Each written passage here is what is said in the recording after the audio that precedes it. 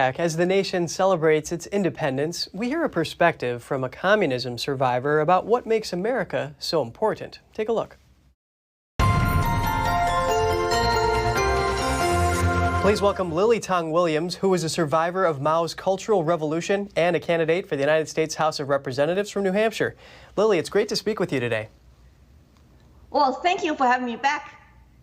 And as we are in the midst of the birthday week for the United States, you yourself fled communism. How has the United States helped you shatter your communist chains, as you put it? Well, I have been telling people about my stories. It is a founding fathers document.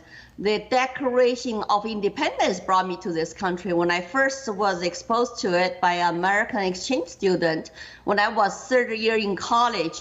You know, the individual rights concept, you just, turn on my light bulbs. And of course, all men are created equal. Our rights come from our Creator, from God, not from any government.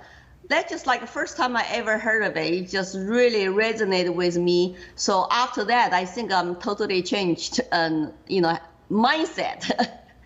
That is really great. I'm really glad that you've experienced that here in the United States. What can you tell us about the Constitution in China and whether or not it's being followed?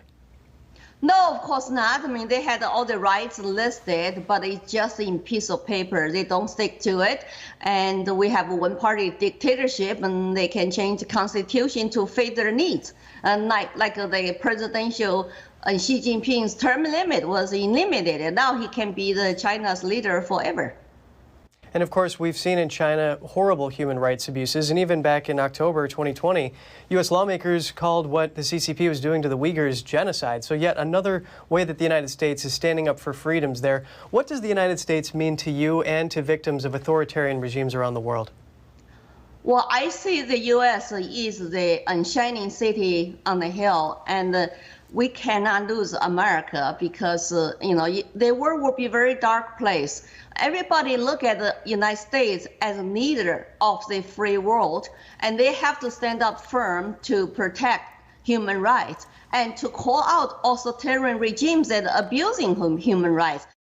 So I'm hoping that the Biden administration will come out and strongly to call out the CCP's cultural genocide.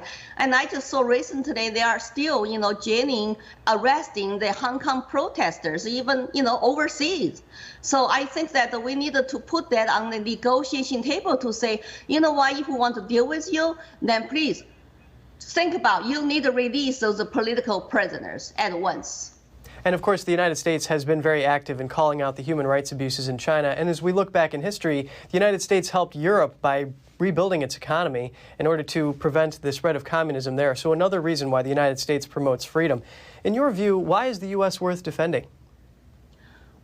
Well, the U.S. is a leader of the free world, and it stands for individual rights and liberty, like founding fathers talked about in the Declaration of Independence. And that's why I choose to come to this country. I did not go to European countries. And so America is absolutely worth to defending for. And I'm fighting for America because, I really feel like I have no place to go. Where should I call home after we feel in this country? And I believe American people are very strong. They have this culture of individual rights and liberty and rule of law. And that's my American dream too. So that if we all wake up now and stop this, actually CCP's infiltration into this country, and also continue to go back to roots of basic values that the founding fathers outlined and give to us, I think that we still can take the leadership in the world